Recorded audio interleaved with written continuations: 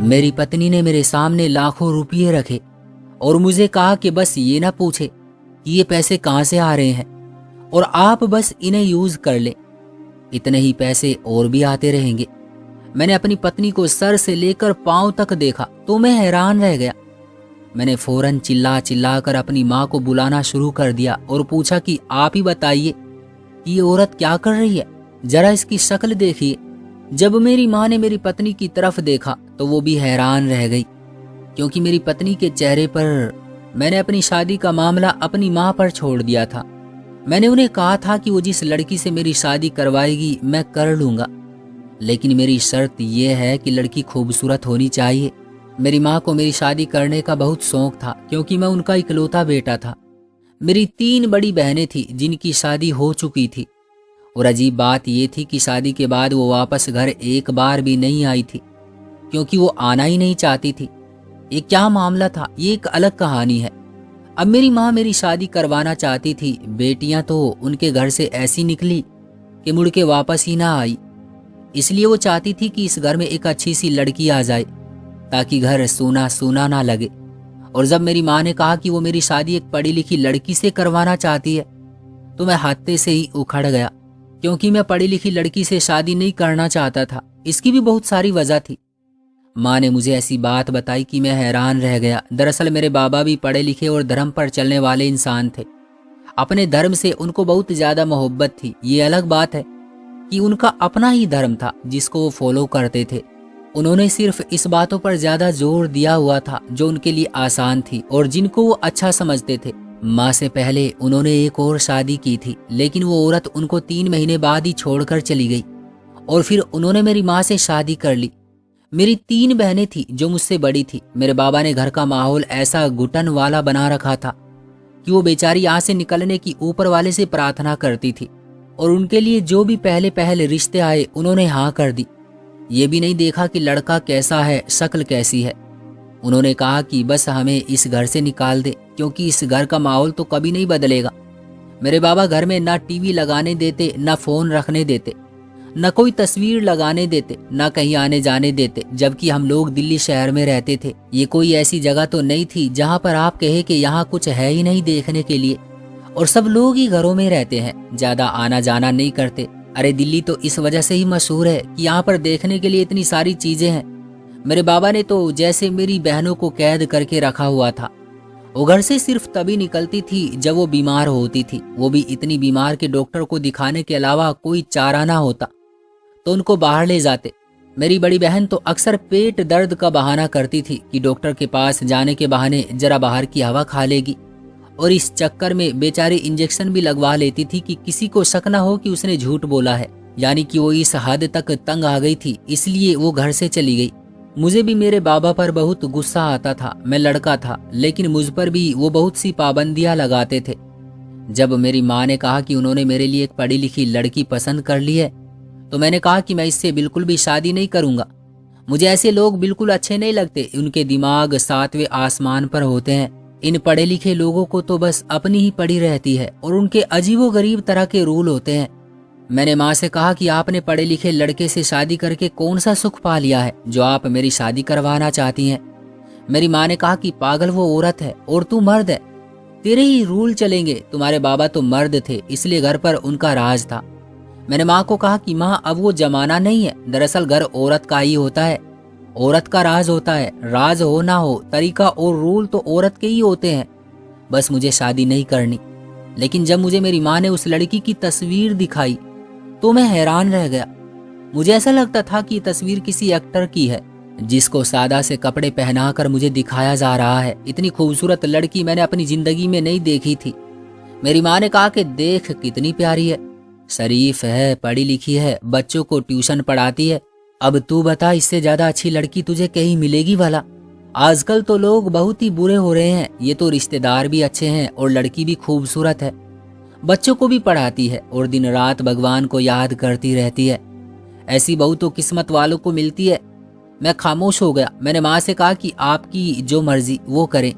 मेरी माँ मुस्कुराने लगी। उन्होंने कहा कि तू भी तो खूबसूरत बाप का बेटा है ना, तेरे बाबा ने भी मुझसे ऐसे ही शादी की थी। मैंने कहा कि शादी करके आपको कौन सी खुशी दी, मैं अपने बाबा पर नहीं जाऊंगा, मैं अपनी पत्नी के साथ अच्छे तरीके से रहूंगा। मेरे बाबा तो अभी भी ऐसे ही थे जैसे पहले जिद्दी थे, और मैंने अब उन्हें कह दिया था कि जो रूल उन्होंने अपनी बेटियों के लिए बना रखे थे वो मेरी पत्नी के लिए नहीं होंगे। मेरा दिल करेगा तो मैं उसे बाहर भी ले जाऊंगा, सैर भी करवाऊंगा, और अगर घर में टीवी लगाने का मूड होगा तो हम टीवी भी लगाएंगे। लेकिन मेरी माँ ने कहा कि तेरी पत्नी को तो टीवी देखने का शौक ही नहीं है। इस बात से भी मुझे थोड़ी सी परेशानी थी। इंसान को ऐसा नहीं होना चाहिए कि बस एक ही चीज के पीछे पड़ जाए, हर चीज को बैलेंस में रखना चाहिए। खैर, मेरा घर था, मेरी मर्जी भी चल सकती थी। उस लड़की का नाम आरती था, मुझे उसका नाम भी बहुत पसंद आया। हम दोनों की शादी हो गई। आज हमारी शादी का पहला दिन था। मैंने उसे पहले ही सब कुछ बता दिया कि मुझे किसी भी चीज में जिद लगाना पसंद नहीं है, चाहे वो धर्म ही क्यों ना हो। उसने कहा कि आप फिक्र मत करें, ऐसा कुछ नहीं होगा। मैंने सोचा कि मैं उन मर्दों में से नहीं हूं जो औरत को शादी की पहली रात ही लेक्चर दे देते हैं, लेकिन मुझे भी लेक्चर देते देते काफी वक्त हो गया था। इस बात पर मैं खुद थोड़ा सा सोच में पड़ गया था कि मैंने भी तो वही कर दिया है, लेकिन मेरा सारा लेक्चर तो उसी के लिए था, इसमें उसका अपना ही फायदा था। मैं नहीं चाहता था कि वो घुट घुट के जिए, घुट घुट के जिंदगी गुजारे जैसे मेरी बहनों ने गुजारी थी। मैं उसे कह रहा था कि बस नॉर्मल तरीके से रहे। अगला दिन हमारी शादी का दूसरा दिन था जब मैंने एक मंजर देखा और मैं हैरान रह गया। सुबह 10 बजे का वक्त था जब तकरीबन 15-20 बच्चे कांधे पर बैग उठाए हमारे घर में आए। मैंने कहा कि तुम कौन हो, तुम लोग यहाँ पर क्या कर रहे हो? उन्होंने कहा कि हम टीचर से ट्यूशन पढ़ने आए हैं। मैंने कहा कि तुम्हारी टीचर की शादी हो गई है। अभी मैं उनको यही कह रहा था कि मेरी पत्नी बाहर आई। उसने कहा कि दरअसल इन बच्चों का कुछ काम रह गया है, मैं इनको अचानक से पढ़ाना नहीं छोड़ सकती हूँ, इसलिए मैंने इनको यहाँ बुला लिया है। इससे पहले कि मैं और कुछ बोलता, मेरी माँ ने कहा कि हाँ, अच्छा किया, ये तो अच्छा काम है, फिर जब कोर्स पूरा हो जाएगा तो ये चले जाएंगे। मुझे बात अच्छी नहीं लगी। मैंने कहा कि मेरे घर को क्या स्कूल बना दिया है, लेकिन मैं खामोश हो गया। मेरी पत्नी ने कहा कि ज्यादा टाइम नहीं लगेगा, मैं जल्दी ही इन बच्चों का काम खत्म करवा के यहाँ से भेज दूंगी और नए बच्चों को नहीं बुलाऊंगी। मेरी पत्नी पिछले मोहल्ले की थी और यहाँ से 3-4 गलियां दूर ही रहती थी, इसलिए बच्चों के लिए उसके घर आना या वहां से हमारे घर आना कोई बड़ी परेशानी नहीं थी। मेरी पत्नी बच्चों को पढ़ाने बैठ गई। मैंने माँ को कहा कि सासुओं को बड़ी फिक्र होती है कि बहू आएगी तो सारा घर संभाल लेगी, अब ये यहाँ बैठकर बच्चों को पढ़ाएगी तो घर के काम कौन करेगा। मेरी माँ ने कहा कि वो कौन सा कोई ऐसा काम कर रही है जिसका कोई फायदा नहीं है, पुण्य का काम है, वैसे भी वो पैसे नहीं लेती। मैंने कहा कि पैसे भी नहीं लेती, तो मेरी माँ ने कहा कि हाँ, बस पढ़ाती है, और वैसे भी ये इसके मोहल्ले के ही तो बच्चे हैं, भला मोहल्ले वाले से कौन पैसे लेता है, ये तो कोई बात नहीं हुई। मैंने कहा कि बस फिर तो आपको ही खाना बनाना पड़ेगा। मेरी माँ ने कहा कि कोई बात नहीं, दिन का खाना मैं बना लूंगी, शाम के काम वो कर लिया करेगी, जब मुझे कोई परेशानी नहीं है तो तू भी अपनी जुबान बंद रख। मैं खामोश हो गया। घर से बाहर निकला तो घर के बाहर एक बहुत ही बड़ी सी गाड़ी खड़ी हुई थी। ये गाड़ी कम से कम भी 55 लाख रुपयों की थी। मैंने ड्राइवर से पूछा कि आप यहाँ पर क्यों खड़े हैं। उसने कहा कि वो छोटे मालिक अंदर ट्यूशन पढ़ने गए हैं, उनको लेने के लिए खड़ा हूँ। मैंने कहा कि आपका बच्चा है क्या? उसने कहा कि नहीं, मेरे साहब का है। मैं हैरान हुआ कि इतने अमीरों के बच्चों को पढ़ाती है और उनसे 1 रुपया भी नहीं लेती। ये तो सरासर बेवकूफ़ी है, लेकिन मैं क्या कर सकता था। मैं अपने काम पर चला गया। और कौन सा काम? मेरा काम बिल्कुल अच्छा नहीं जा रहा था। मैंने कर्ज ले लिया था, और जब से मैंने कर्ज लिया था तब से मेरे ऑफिस का मालिक मेरे साथ बहुत बदतमीजी से पेश आ रहा था। जाहिर है उसने मुझे पैसे दे दिए थे, फिर जो आपको पैसे देता है वो आपसे बदतमीजियां भी करता है। पहले भी मैं लेट आया करता था, और अभी तो मेरी शादी हुई थी, लेकिन आज उसने मेरी क्लास लगा दी और कहा कि तुम लेट क्यों आए हो। मैंने कहा कि सर, अभी अभी मेरी शादी हुई है। उसने कहा कि शादी हुई है तो फिर जाओ, पत्नी के पास ही बैठ जाओ, नौकरी छोड़ दो। मुझे बहुत बुरा लगा। उसने ये बात काफी ऊंची आवाज में कही थी। बाकी सब लोग भी मुझ पर हंस रहे थे। मैं अपनी नौकरी से वैसे भी संतुष्ट नहीं था, और अब शादी के बाद घर के हालात और बुरे होते जा रहे थे। मेरे बाबा ने तो सारी जिंदगी हम पर रोब ही जमाया था, कोई काम तो उन्होंने किया नहीं। ये घर भी मेरी माँ की तरफ से विरासत में मिला था, नहीं तो अभी हम किराए के घर में बैठे होते। और बहनों की शादी के खर्चे वगैरह हुए थे तो अभी तक उनके कर्जे बाकी थे, और अब मेरी शादी का भी कर्जा हो गया था। मेरी पत्नी घर बैठी बच्चों को तो पढ़ा रही थी, लेकिन मुफ्त में। अगर वो एक बच्चे से 500 रुपये लेती तो महीने के 9-10 हजार बनते, क्योंकि जब मैंने सुबह देखा तो घर में 15-20 बच्चे आ गए थे। लेकिन वो ऐसा नहीं करने वाली थी। मुझे तो पता था कि मेरी जिंदगी बड़ी बेकार गुजरने वाली है। वैसे ही जिंदगी गुजरेगी जैसी डिफिकल्ट जिंदगी होती है। बस काम करो और पैसे कमाओ, फिर भी पूरा नहीं पड़ता है। मैं वापस घर आया, बहुत परेशान था। मेरी पत्नी ने कहा कि क्या बात है। मैंने कहा कि वही बात है जो आजकल हर इंसान के साथ है। इतनी ज्यादा महंगाई हो गई है और मेरा काम अच्छा नहीं चल रहा है। मुझ पर बहुत कर्ज है, मैं बहुत परेशान हूँ। मेरी पत्नी ने कहा कि आप फिक्र मत करें, मैं हूं ना, मैं सब ठीक कर दूंगी। मैंने कहा तुम क्या करोगी? अगर कुछ कर सकती हो तो बस ये करो कि इस घर के माहौल को ठीक रखो। मैं नहीं चाहता कि मैं वापस घर आऊं और घर में कोई परेशानी हो। उसने कहा कि ऐसा कुछ नहीं होगा, मैं आपकी मदद करूंगी, सब कुछ ठीक हो जाएगा। मैंने कहा कि मुझे तुम्हारी मदद नहीं चाहिए, बस तुम घर को संभालो। इस बात पर वो खामोश हो गई। क्या मतलब था उसका कि वो मेरी मदद करेगी? और मेरे लिए क्या कर सकती थी? कुछ भी नहीं कर सकती थी। दिन इसी तरह गुजर रहे थे और हालात बुरे से बुरे होते जा रहे थे। शादी को 1 हफ्ता हुआ था, मेरी तो पूरी काया ही पलट गई थी। मेरी माँ ने मेरी शादी की खुशी में न जाने कहां से कर्ज ले लिया था। बार बार मुझे लोगों के फोन आ रहे थे कि आपके फला चीज के पैसे रह गए हैं। माँ से पूछा तो उन्होंने कहा कि मेरा एक ही बेटा है, मैंने अपनी बहू के लिए चीजें बनवाई हैं। महंगाई ज्यादा हो गई है, पता ही नहीं चला। हर चीज को देखकर दिल करता था कि खरीद लूं। एक बार तो सुनार ने भी फोन कर दिया। उसने कहा कि 2 सेट आपकी माँ लेकर गई थी, लेकिन 50,000 तो दे दिए थे, लेकिन 50,000 अब रह रहे हैं। मैंने कहा कि 50,000 रुपये में कहाँ से लाऊंगा? उसने कहा कि ये तो आपको पहले ही सोचना चाहिए था। मैंने अपनी माँ से कहा कि आपने अपनी बहू के लिए 2 सेट लिए थे, आपको मैंने कहा था कि 1 सेट बनवा लेना। मेरी माँ ने कहा वो दोनों ही इतने खूबसूरत सेट थे कि मैं सेलेक्ट ही नहीं कर पाई, तो मैंने दोनों ही ले लिए। मैंने कहा कि उससे दूसरा सेट वापस ले लो और वो वापस कराइए। मेरे पास 50,000 रुपये नहीं है और उसके भी कुछ पैसे वापस आ जाएंगे तो 2-3 जगह और देकर जान छुड़वा लूंगा।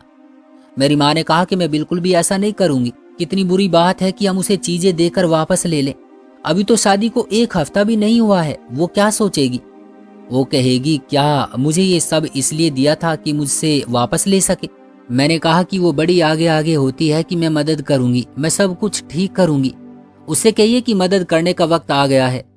मेरी माँ ने कहा कि तुझे क्या हो गया, तू क्यों इतना कड़वा होता जा रहा है? मैंने कहा कि जब मर्द की जेब में पैसे नहीं होते तो ऐसा ही हो जाता है, मैं क्या करूं? हर टाइम पैसों की जरूरत है और पैसे नहीं आएंगे तो ये घर कैसे चलेगा? मेरे बाबा तो आजकल घर पर ही नहीं रहते थे, उनका भाई गांव में रहता था, वो उन्हीं के पास जाकर बैठे रहते थे। और अगर वो घर में होते भी तो क्या कर सकते थे? उल्टा वहां से फोन करके मुझसे ही पैसे मांगते रहते थे कि मुझे दवाई लेनी है, जबकि उनका भाई अच्छा खासा कमाता था। क्या वो अपने छोटे भाई के लिए दवाई भी नहीं ले सकते थे? मेरी माँ ने कहा कि तुम पैसों का इंतजाम करो, मैं बहू से सेट वापस नहीं लूंगी।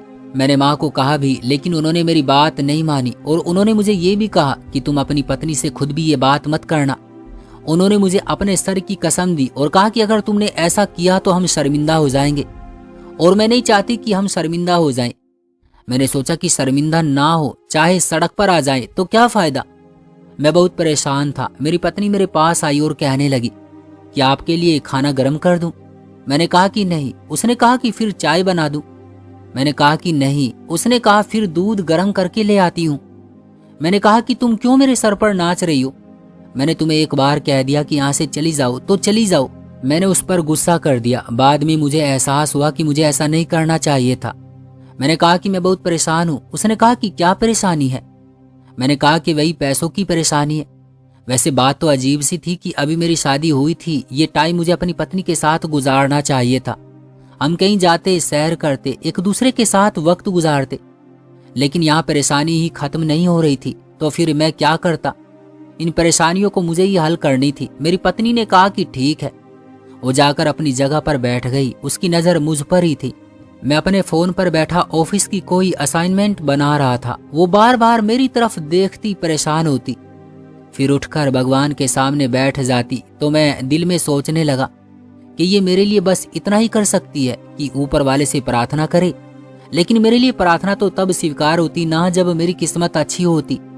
मैंने सोचा कि अगर ये इतनी ही परेशान है मेरे लिए तो मुझे थोड़े दिनों के लिए सेट वापस कर दे। लेकिन फिर मैं खुद ही सोचने लगा कि ये कितनी बुरी बात होगी कि हम इससे दिए हुए सोने के सेट वापस ले लेंगे। लेकिन परेशानियां ही दूर नहीं हो रही थी। मुझ पर इतना सारा कर्ज था कि 3-4 महीने मुझे बहुत ज्यादा मेहनत करनी थी, और शायद मेहनत करने के बावजूद भी मैं कर्ज नहीं दे सकता था, क्योंकि मुझे साथ साथ घर भी चलाना था। हमारी शादी को तकरीबन 2 हफ्ते हुए थे जब मैं एक दिन सुबह सुबह ऑफिस गया, और वहां जाकर मैंने अपना ब्रीफकेस खोला तो उसके अंदर एक ऐसी चीज पड़ी थी जिसको देखकर मेरी ऊपर की सांस ऊपर और नीचे की सांस नीचे रह गई थी। मैं एक झटके से अपनी सीट से उछल पड़ा। मैंने कहा कि ये सब क्या है। मैंने ब्रीफकेस को फटी हुई आंखों से देखना शुरू कर दिया और अपने आसपास भी देखने लगा कि कहीं कोई मुझे देख तो नहीं रहा है, क्योंकि इस ब्रीफकेस के अंदर पैसे थे। इतने ज्यादा पैसे, शायद लाखों में थे। मैं हैरान रह गया कि ये सब क्या है। मैंने इन पैसों को इधर उधर किया तो मुझे उन पैसों में से एक कागज नजर आया जो मेरा नहीं था, यानी मेरे अपने हाथ से रखा हुआ नहीं था। मैंने उसको पढ़ा तो मैं और भी ज्यादा हैरान हुआ, और ये कागज मेरी पत्नी ने लिख कर रखा था। उसके अंदर लिखा था कि ये पैसे आपके लिए हैं, आप ये पैसे ले लीजिए, आप इन पैसों से अपनी सारी परेशानी हल कर लीजिए। ये मेरी पत्नी ने लिखा हुआ था, और सारे कर्ज उतार दीजिएगा, और जब घर आए तो मुस्कुराते हुए आइएगा। जब आप मुस्कुराते हैं तो बहुत अच्छे लगते हैं। मैं अब आपको मुस्कुराते हुए देखना चाहती हूँ, और घर आकर मुझसे इस बारे में कोई सवाल नहीं कीजिएगा, बस मुझ पर भरोसा कीजिएगा। ये पैसे मैंने आपकी मदद करने के लिए दिए हैं। ऐसा कैसे हो सकता था कि मैं अपनी पत्नी से इस बारे में सवाल नहीं करता। मैंने इन पैसों को खर्च नहीं किया। पहले मुझे जानना था कि वो इतने सारे पैसे कहाँ से लाई है। मैं वापस अपने कमरे में आ गया। वो किचन में कोई काम कर रही थी। मैंने आकर उन पैसों को गिनना शुरू किया तो ये पूरे 7-8 लाख रुपए थे। मैंने उससे पूछा कि ये पैसे तुमने कहाँ से लिए। वो कमरे में आई तो मैंने साथ ही सवाल कर दिया। उसने कहा कि मैंने आपको कहा था ना कि आप मुझसे सवाल नहीं कीजिएगा। मैंने कहा कि कैसे सवाल ना करूं, तुम इतने सारे पैसे कहाँ से लेकर आई हो। जहां तक मुझे पता है तुम्हारे माँ बाप भी कोई ज्यादा अमीर नहीं है, और बच्चों को भी तुम फ्री में पढ़ाती हो। फिर ये पैसे कहाँ से आए? क्या तुम शादी से पहले ये सारे पैसे जमा करती थी? उसने कहा कि नहीं, मैंने ये पैसे जमा नहीं किए हैं, और ऐसे तो कोई पैसे जमा कर भी नहीं सकता क्योंकि कहीं ना कहीं लग जाते हैं। ये पैसे शादी से पहले के ही जमा किए हुए हैं, लेकिन ये पैसे आपके हैं, और अभी इतने ही पैसे और भी मिल जाएंगे। आप फिक्र मत कीजिएगा, पैसे आते रहेंगे, बस आप परेशान नहीं हुआ करें। मैं आपको परेशान नहीं देख सकती। मैंने कहा कि अगर तुम मुझे असल बात नहीं बताओगी तो मुझसे ज्यादा परेशान इस पूरी दुनिया में कोई नहीं होगा।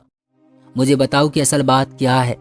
मेरी पत्नी ने कहा कि छोड़े ना इन सारी बातों को, रिलैक्स हो जाइए, बस परेशान नहीं हुआ करे। बार बार एक ही बात कह रही थी, परेशान नहीं हुआ करे। फिर मुझे और भी गुस्सा आ गया। मैंने कहा कि तुमने मुझे बेवकूफ समझ रखा है क्या?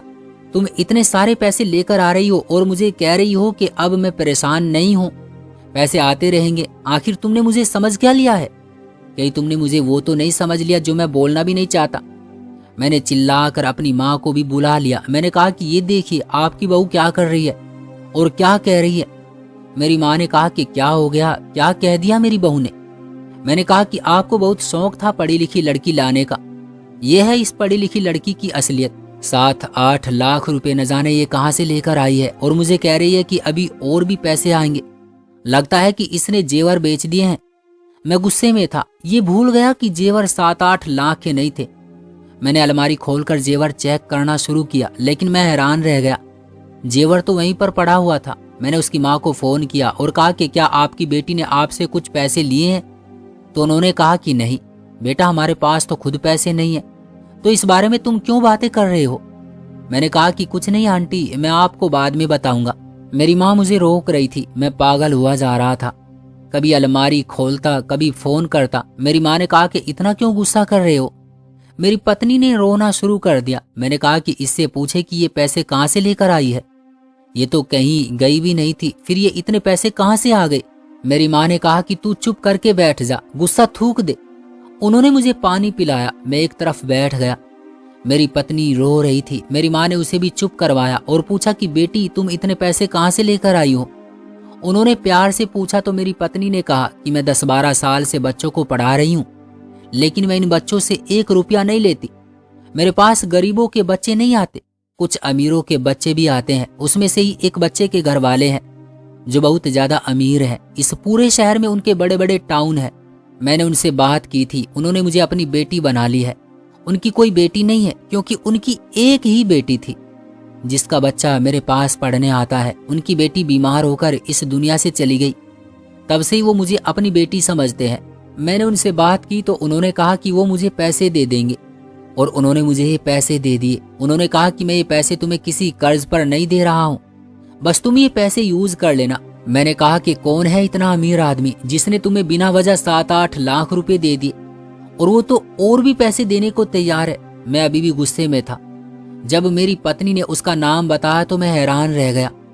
उसने कहा कि युवराज सिंह ने पैसे दिए हैं। ये युवराज सिंह तो हमारे शहर का सबसे अमीर आदमी था। शहर में उसका बहुत बड़ा टाउन था, और वहां पर एक एक प्लाट ही 2-2, 3-3 करोड़ का था। ऐसे लोग अगर किसी को 15-20 लाख रुपए दे भी दे तो उनका कुछ नहीं जाता। उनका बच्चा हमारे घर पढ़ने आता था और हमें पता ही नहीं था। यहाँ से उनका बंगला आधा घंटा ही दूर था। मैं चुप हो गया और घर से ही चला गया। मेरी माँ ने मेरी पत्नी को चुप करवाया और कहा कि तुमने कोई गलत काम नहीं किया। अगर तुमने कोई गलत काम किया होता तो तुम्हारे चेहरे पर इतना सुकून नहीं होता। बस तुम परेशान नहीं हो। बाद में मैंने इस बारे में देर तक सोचा और बात यही थी, इसके अलावा और कोई बात नहीं थी। मैंने उन पैसों से अपने सारे कर्ज भी उतार लिए और उस जगह से नौकरी छोड़ दी। दूसरे ऑफिस में काम करने लगा। फिलहाल यहाँ मेरी सैलरी कम थी, लेकिन इज्जत ज्यादा थी और सैलरी बढ़ने के चांस भी थे। नहीं तो दूसरे ऑफिस का मालिक तो बहुत ही ज्यादा बुरा इंसान था। इसलिए मैं नौकरी छोड़कर संतुष्ट था। मुझे दूसरी नौकरी भी फौरन मिल गई और मेरे हाथ में कुछ पैसे भी थे, और फिर बाकी पैसे भी आ गए। हमारे ऊपर अब 1 रुपये का भी कर्जा नहीं था। सब कुछ ठीक हो गया था। मैंने अपनी पत्नी से माफी मांगी और मैंने उसे कहा कि मुझे माफ कर दो। मुझे पता ही नहीं था कि ऐसा भी कुछ हो सकता है। मैंने कभी सोचा भी नहीं था कि तुम्हारी वजह से मैं लखपति बन जाऊंगा। मैंने इतने सारे पैसे कभी एक साथ नहीं देखे थे। शायद इससे ज्यादा पैसे कमाए हों, लेकिन कभी पैसे बचे ही नहीं। मेरी पत्नी ने कहा कि बस मैं आपको परेशान नहीं देखना चाहती थी, इसलिए मैंने उनसे बात कर ली, वरना मैं कभी भी ऐसा ना करती। वो पहले भी मुझसे 2-3 बार बोल चुके थे कि अगर किसी मदद की जरूरत हो तो जरूर बताना। वो तो मेरी शादी पर भी पैसे देना चाहते थे, लेकिन हमारी शादी तो साधारण तरीके से हुई, ज्यादा खर्चा नहीं हुआ था, इसलिए मैंने उनको नहीं कहा।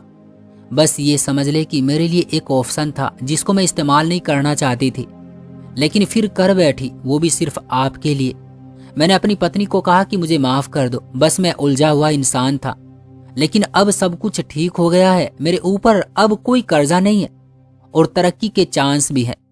तुम फिक्र मत करो, सब कुछ ठीक हो जाएगा।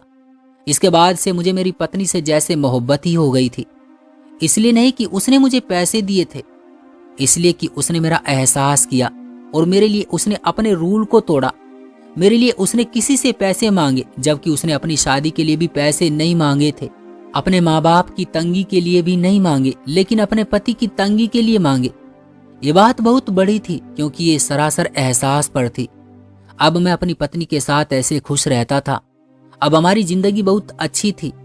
कुछ दिन के बाद युवराज सिंह के साथ मेरी मुलाकात हुई और उन्होंने मुझे कहा कि तुम पढ़े लिखे अच्छे इंसान हो, लेकिन तुम इससे ज्यादा अच्छी नौकरी भी कर सकते हो।